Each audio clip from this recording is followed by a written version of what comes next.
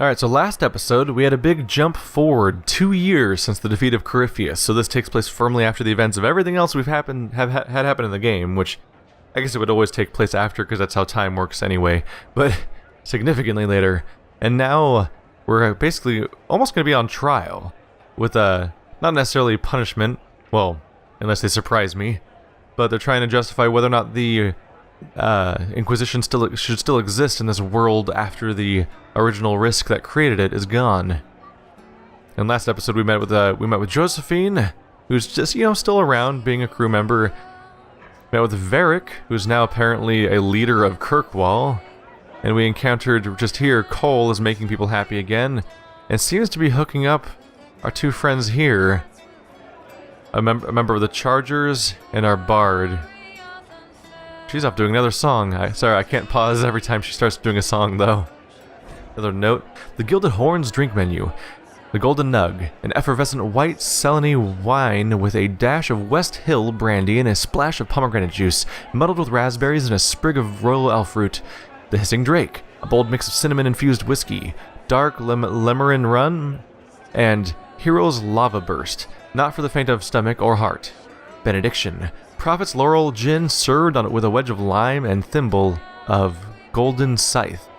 Emerald Valley, made with a spirit distilled by Chantry Sisters and Lides from over 70 herbs and flowers, topped by egg white foam dusted with nutmeg.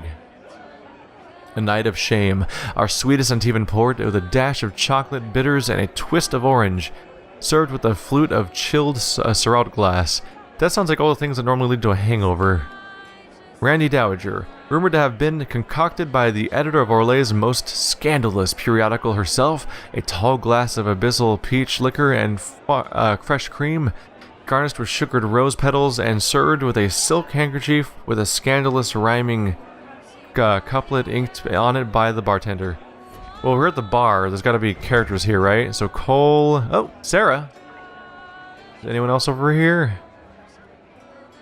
Alright, Cole and Sarah's a good start. Our two elfy looking characters that aren't well, actually never mind. I interpreted Cole as looking like an elf because of his frail features and pale skin for the longest time, but he's actually...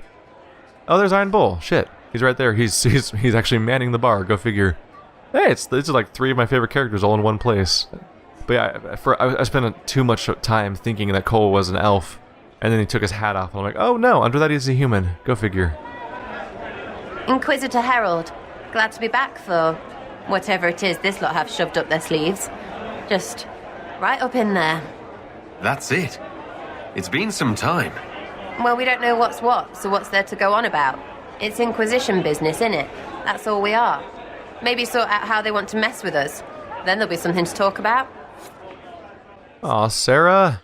You don't even justify a real cutscene? They have to do the... Aw. I was hoping this DLC was improving on that and that we weren't going to see any more of that type of dialogue and it was all going to be like full cutscenes because we were off to a really good start with everyone else I found so far. Maybe sort out how they want to mess with us. Then there'll be something to talk about. Alright, yeah. Not super interested, is she? In talking about anything else. What's this note over here? Sarah's past and now things. Lost another book. Stop leaving them places. Below are journal entries by Sarah, also several sketches of Skyhold with impeccable cross-hatching. Moving again, less stuff, more things, people things. Too many vowel somethings. Name less stupid, Orlay. Last Jenny checked in. Wasn't worried. A drawing of a gloved fist holding on an odd symbol smashing against the face of a chevalier. The symbol is red and smells of strawberry. Traveling again, and again. Been here forever. We're everywhere. Back to the Winter Palace? Never good. Pack bees. Bet Varric we're in trouble. Scratched out. Varric won't take a sucker bet. In for 10 with Cullen. So she's betting that we're in trouble, but Varric's not dumb enough to take the opposition bet, so she was able to sucker Cullen into doing it instead. Everyone looks so old and tired and fat. Find who shrunk my Skyhold clothes. Scratched out. Piss.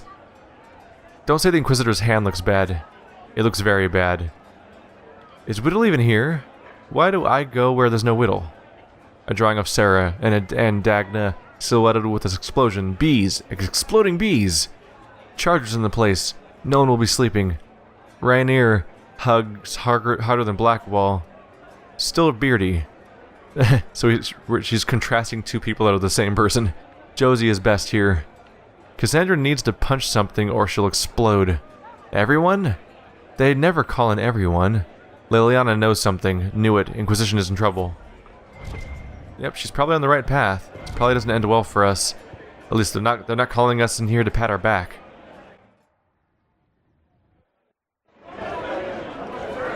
Your Worship, I'm glad you're here. Listen, I need you to keep the Chief distracted while we sneak this dragon skull through the room behind him. I'm looking forward to seeing where this goes. It's for his birthday. I'll see what I can do, Krem. Alright, here he comes. Just keep him talking. He loves talking. Hey, boss. Good to see you. It's been a while, only Canary, basically.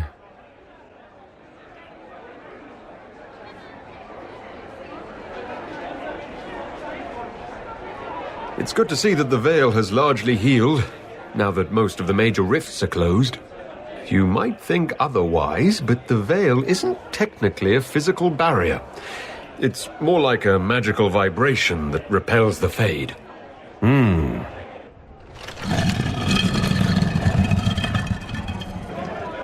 Wow. It's a test. They're testing how many different schools you've researched. None of these are... Well, this one is. But aside from okay, I give up, none of these are normal dialogue options. They're all characterized by things like traits you have.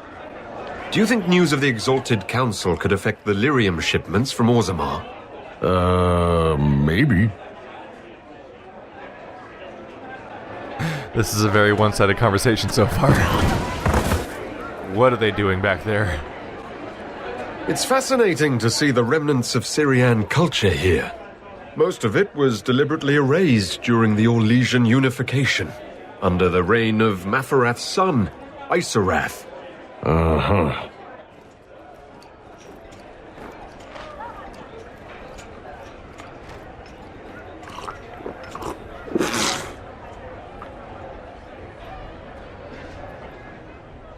I love how it clearly sounds like I'm just sort of... It sounds like I'm just trolling him by talking about everything that he doesn't want to talk about. Did you know that Ferelden has its own names for lords? The country is divided into Ternirs governed by Terns. Inside those are cities and Arlings ruled by Arls. And then there's the Banorn. It's a large area of countryside ruled by multiple bands. Good to know. What are they doing? Oh no.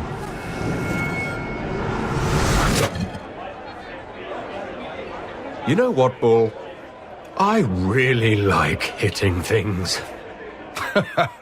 I know, right? We have the best job.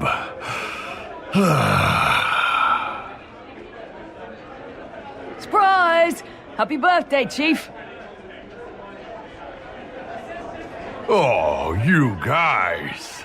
You got me.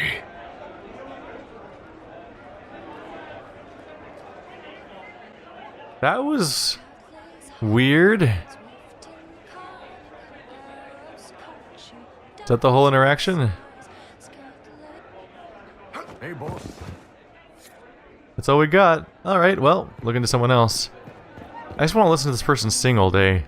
She's got so many songs. I can't spend every episode just doing that every episode. That was this bad sentence. Oh. Herbs. Supplies. I wonder if they're all different stores? What kind of stuff can you buy around here during the last DLC? Ooh. Dragon scales for not even an expensive price? I can just be like, look how many dragon scales I have, oh my god. Because I have like 400,000 gold, because nothing matters anymore, because the game's over, woo! I don't even know how many I just bought. Oh wow. That's a whole lot of everything, basically. So those are hides. Is it a different store for each wall? Dragon webbing, yeah, those are definitely something else. Oh, these are all ores then? So this is just a room where you can buy all the supplies. Yeah, dragon bone. God damn. Really cheapens the value of dragons in some ways, doesn't it?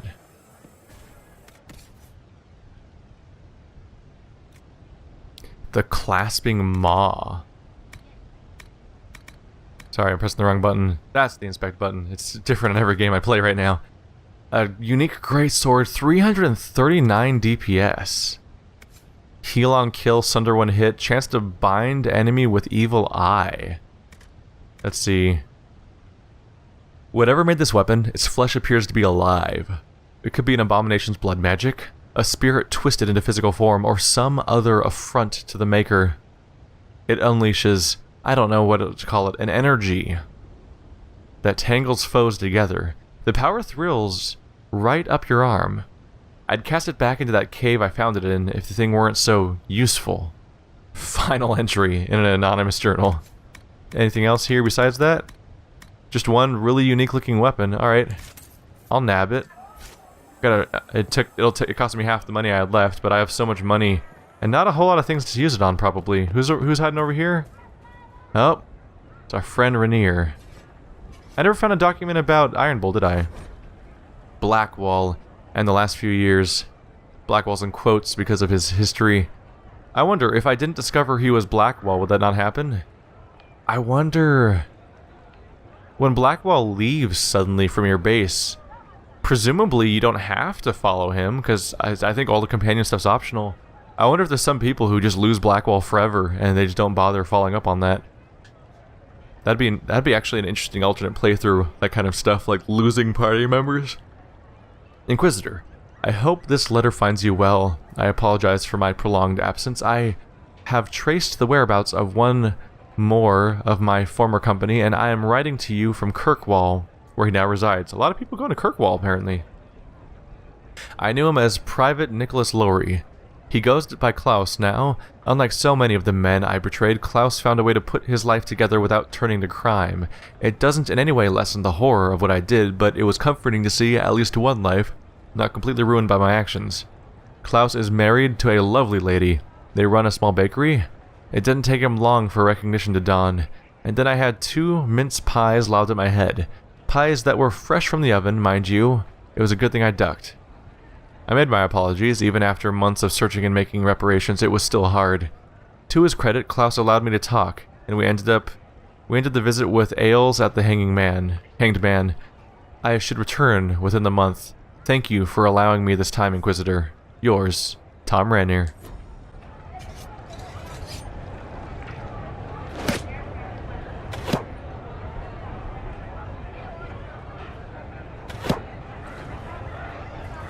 Fashionably late. I thought you weren't gonna show.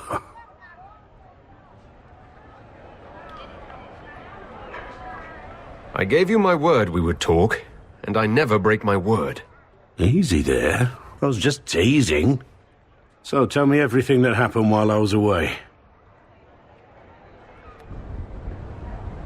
And after the betrayal, and what I put those men through, my sorries were worth about as much as shit.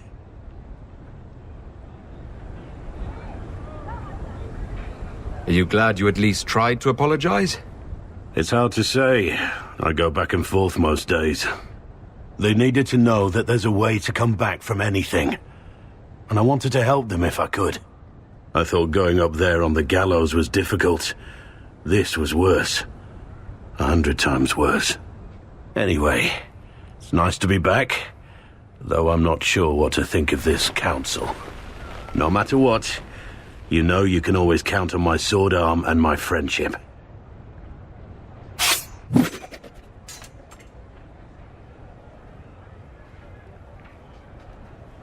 Your aim is atrocious. I'm embarrassed for you. Think you can do better? Let's find out. Oh, am I done? I'm not gonna do it. Aww. It's a bummer. Oh, it's over here. I see something popping up. Is that the bull, maybe? Wager notes. Notes carried back and forth by runners, covered in different handwriting. What do you say, gentlemen? 3 days before the Inquisition sees sense and aligns itself with Orlais, probably properly this time? M. Nonsense, Marcel. Ferelden is here for blood. A day before they either demand it outright or threaten war on us if they don't get it.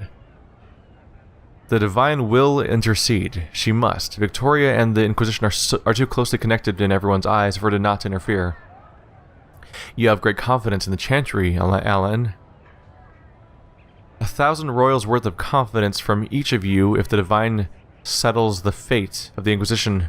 Done. 1,000 for each of you once the Inquisition ascends sovereignty to Orlais and the Council of Heralds. You two will beggar me. Leonard, are you out? Don't be ridiculous. 1,000 royals on the Fereldens getting their way after all. They're all bickering about what's... Oh, is that a nug? There's a golden nug? What is going on here? Synchronize collectibles. This will synchronize your collectibles across games by downloading collectibles that you previously uploaded and uploading newly acquired ones. Would you like to synchronize them now? Okay. Collectibles synchronized. So now when I play the game again, it'll know... Apparently if I play this game again, now it'll like keep track of collectibles I have. Probably like codex entries and stuff like that. I can modify my equipment here. Been pretty on top of that lately. I might have nope, no research to turn in. That's it for this place. There's a lot of little things everywhere around here. Doggy! Who's standing off here on their own? Oh, Cassandra, I found you. Any documents around here about your secret past? Maybe over here? Storms of Temptation. The tattered novel bills itself as a sweeping romance of the 8 seas by Dano Mithril. If it's a romance, it's probably Cassandra's book. She was probably sitting here earlier. The cover shows a dark-skinned elf with long platinum hair hanging by one hand from the mast of the ship, a dagger in his teeth, a woman in the elaborate mask.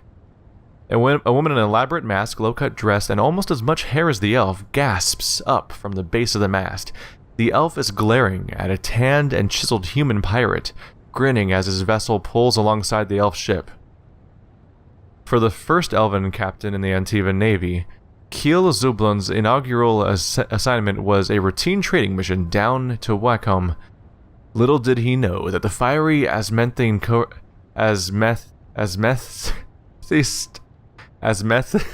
Caron, a passenger he picked up in the free marches, was heir to a enormous fortune. A fortune Raviani pirate, Prince Eldaro Hakan, would do anything to get his hands on. Unable to resist, I'm just gonna call her Amethyst's plea for help, Kiel found himself racing to get her back to Val Royale, even as the ferocious hurricane pursued them, and their passions ensured the 8 seas would never be the same. There's a note scribbled on the inside of the cover in dainty handwriting. If found, please return to Lady Yvette Montliet. Oh. It's the Book of a Montliet. Interesting. And not Josephine. Oh. Another collectible over here. What's this one? Another dog treat. What am I going to use all these dog treats for? Because I'm going to keep grabbing them. So not a Cassandra book, surprisingly. Arden Hightown Chapter 13. Oh, Jesus. This one's earlier than the other ones. I think since this is the last DLC for the game, I think they just decided to dump all the remaining writings that they made just all over this open area in case you wanted to see it again.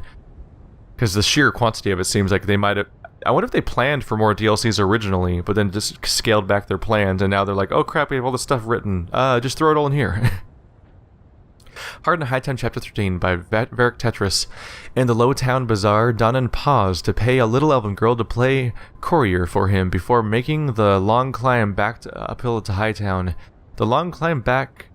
I read that already. A careful glance told him, the scar-faced Ander, that the tattooed chastened were still tailing him. Donnan was certain they'd love the Viscount's keep.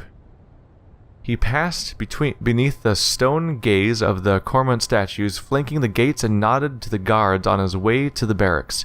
No one noticed his ragged, bloody clothing, which disappointed him as much as he benefited from it. Recruits these days always slacking off. Donnan bypassed the captain's office and went looking for Javelin. By now the kid ought to be rested up, and Donnan suspected that he would need backup if his large suspicious shadows decided to pick a fight. The fact this is a low number for the chapter count puts this well before the point in the storyline where Javelin will have disappeared and then eventually betrayed him. But Javelin's bunk was empty, so this is actually the discovery he was gone. Donnan noted blood spatter on the bedding and a scent like lilacs. All of his gear was missing. In the center of the bunk was a note. Bring the blade to the quays tonight at midnight, or the boy dies. It was signed with a wax seal, 6 crossed swords. So now we know that that one woman that we think that Donnan thought killed Javelin or took him is actually the one that fought him when she was attacked by him when he was in a mask or a disguise. So the room smelled like Javelin. The room smelled like that one woman because she fought him, and there's blood everywhere because that guy lost his hand. But he's also the betrayer, and so he fakes his own disappearance to use it against Donnan. Hey Cassandra, how you doing out here? There's so many Hard and Hightown chapters for you to read everywhere around here. Oh.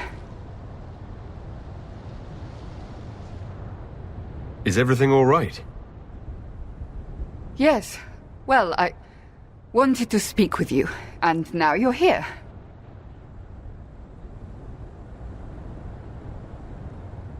This seems serious.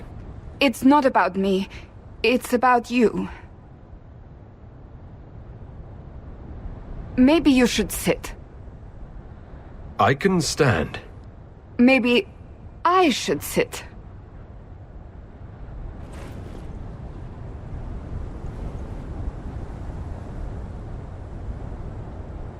Inquisitor, I want you to know that I am your friend.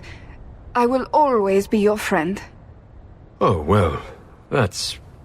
So I hope to give you sound advice on this momentous day. Do what is in your heart, my friend, no matter what anyone might tell you. Maybe I should leave and come back.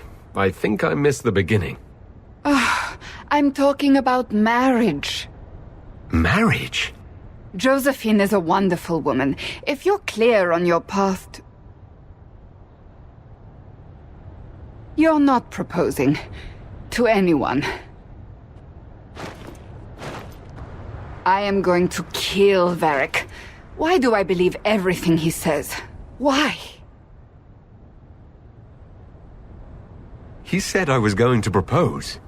He mentioned a proposal. I suppose I filled in the blanks. Or he did this on purpose. That dwarf gets entirely too much joy from my discomfort.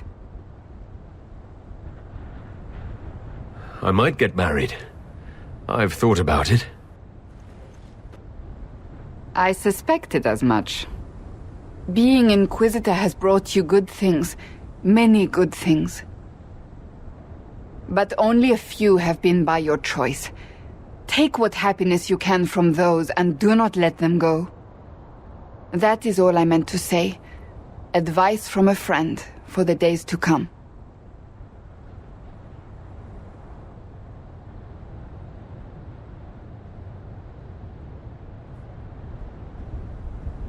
Anything else to talk about, Cassandra, or just the marriage part? How did Varric, of all people, become the Viscount of Kirkwall? A mystery for the ages. Alright, bye. This is kind of fun, though, just exploring this huge area, picking up documents with little pieces of lore here and there. Hello, Golden Nug. Little pieces of lore here from here and there, and major little elements of plot development for various characters. Who's over here? Hiding behind this building. Oh, Blackwall. Got turned around. So that's the bar that everyone's in. Who's out in the... Oh, that's Varric in the main square. Alright, so who's hanging out way over here? Bad activity for an Inquisitor. Just jumping through the garden like it's no biggie. Whee! Who's that? Oh, Cullen. Oh, we've got a dog.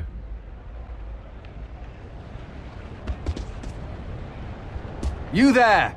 You're to dodge, not catch. If that ball were a fireball, you'd be dead.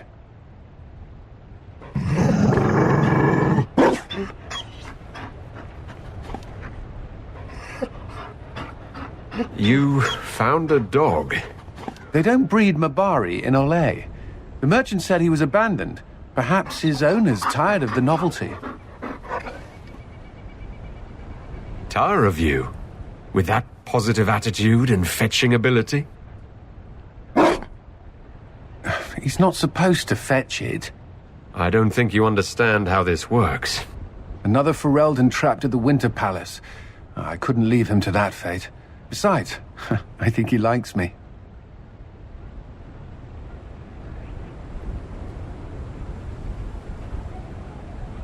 Something tells me you've never had a dog before.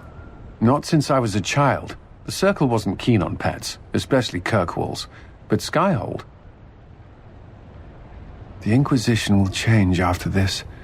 I'm not yet sure what that will mean.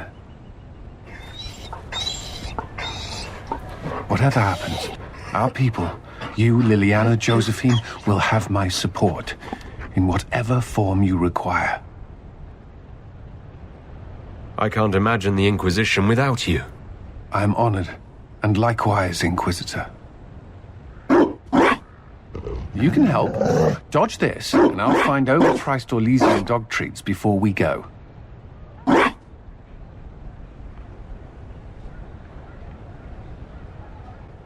I can certainly help with that aspect. Be careful, Inquisitor. We have a ways to go yet. I just got extra constitution. Ooh. What? Stat boosts. That's a pretty decently animated dog. The face looks all weird and plastic, so that's a little iffy, but the actual animations are pretty good for moving around. A reminder, while the gazebo is available for festive occasions, deposits are non-refundable in cases of flood, fire, or imperial whim. Book accordingly. You have to book the gazebo. Huh, I guess it's a public place. Who's hiding over here by the fountain? Probably Vivian, right? Have I found Vivian yet? Called it. Over here with all the ladies and the fountains. Darling, you made it. Excellent. I scheduled this appointment ages ago, and they do appreciate punctuality. Appointment?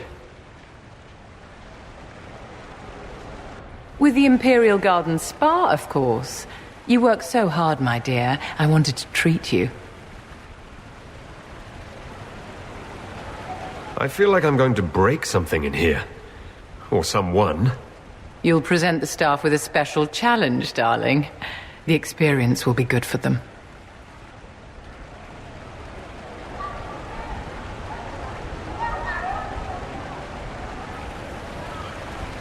What are the cheese wheels for? It pains me that you even have to ask. You've clearly been living too long in barely civilized conditions. Did you hear something?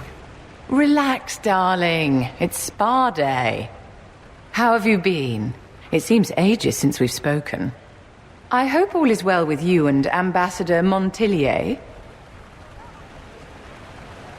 I would never kiss and tell, Vivian. You know that. Merely expressing concern for your well-being, my dear. Someone ought to.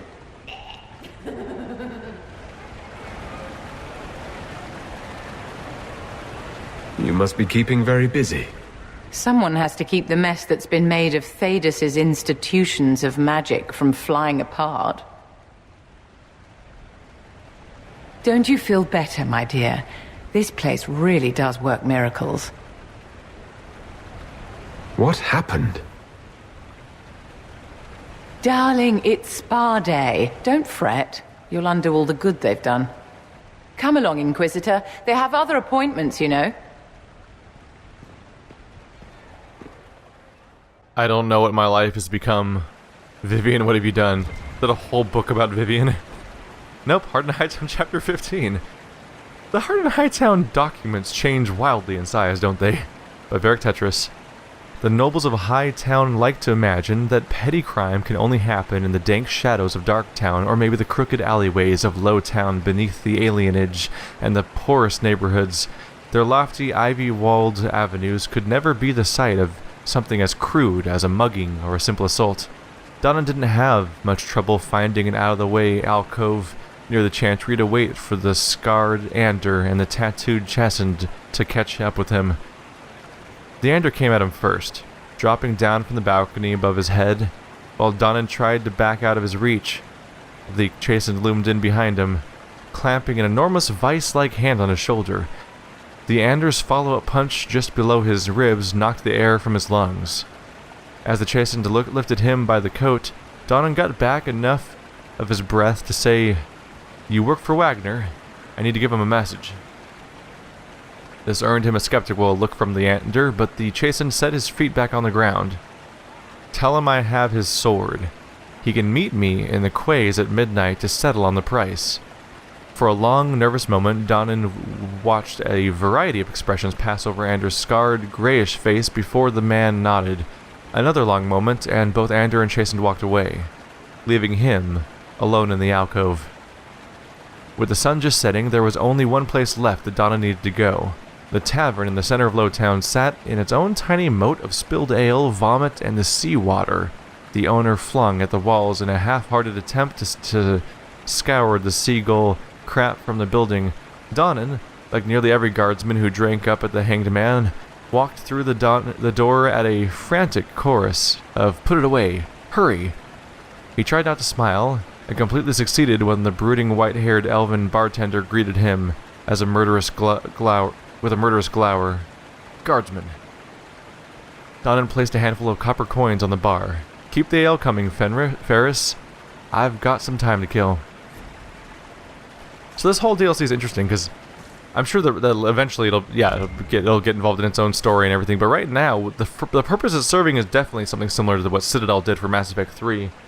I hope they're not planning on this being their last Dragon Age game or anything like that, because that's, I guess in Mass Effect's case, they've already announced Mass Effect 4 or Mass Effect Andromeda, not a direct sequel, but more. So I guess they weren't done with that one either. But this definitely is a similar purpose of being an epilogue and a finale for this story and these characters.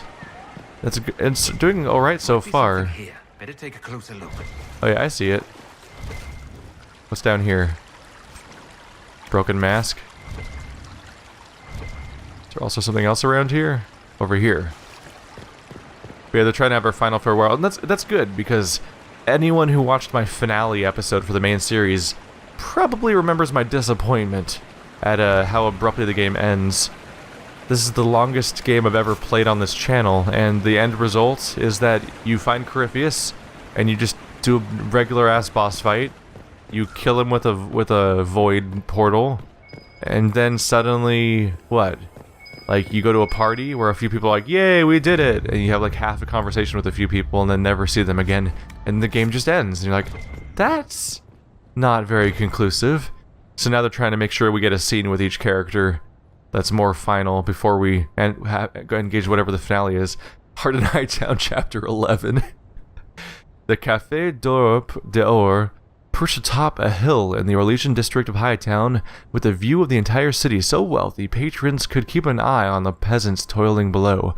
Lady Marielle studied the room across the rim of her cup. A few nobles sat at the delicate little tables, sipping tea from Ravane and whispering among themselves about the latest maneuvers in the grand game 1,000 leagues away. "What's this lead you have for me?" Donnan broke the silence, acutely aware that he stank of sweat and fish from the docks and was wearing a ripped, blood-stained coat in the most high-class cafe in Kirkwall. "We're being followed, guardsman." The lady's voice was low, and from her tone, she might have been discussing the weather. The two gentlemen in the corner by the door. Donnan picked up his teacup and gestured with it as if making a point while he turned slightly to his chair to look. The men were finely dressed, but almost as out of place as he was. A large, sickly pale Ander, with a face full of scars and tattooed Chesend with a stone dagger at his belt. Foreshadowing for later, I guess. "A Chesend in a doublet, that's one for the history books," Donnan murmured. Lady Muriel favored him with a half-smile. "Last night a man came to my estate. He said he wanted to buy Seamus's collection, all of it." Donnan sat up straighter. "The swords?" "He said his name was Wagner." She sipped delicately at her tea. "He gave me an address in Lowtown in case I changed my mind. Those two have been shadowing me ever since." Alright. So I think we're about wrapping things up. Let's try. I want to try to meet up with all the party members before we do anything else. I think right at this point, I think part 3 is going to be when I talk to the 2 officials and then move on with the actual story right away. So let's take a quick look over here. Vivian, Cullen, Varric. I talked to these people: Josephine, Sarah, Iron Bull, Cole, Blackwall, Cassandra. All right. So I've talked to all of the main party members and the 2 advisors that are actually available in this open area. So I think I'm actually going to cut it off here, guys. Sorry if it's a little short or we didn't quite get to what you wanted. I am actually surprisingly short on time right now in a somewhat frustrating way. So I can't record quite as much as I want to. But next episode, we're going to be done with this little interlude, I suppose, or epilogue to the main story, where we get to reacquaint ourselves with all these different characters and where they went in the events following the main game. I'm going to turn in some dog treats real quick since I've collected a few more. Gotta get that bonus constitution. And next episode, we'll charge forward into the main story. Oh wow, that looks a lot like I got all of them. That's a pretty complete looking basket. There could be more, maybe. I'll keep an eye out still. But honestly, part of me is a little hesitant. This is it. This is the final DLC in the game that I've probably been the most invested in on this channel because of just the sheer length of it all. And the moment I cross over that staircase towards those objectives, we're taking the first step towards our final quest. Thanks for watching, guys, like always. Thanks for sticking with me for, wow, 160 episodes at this point. And I'll see you next time.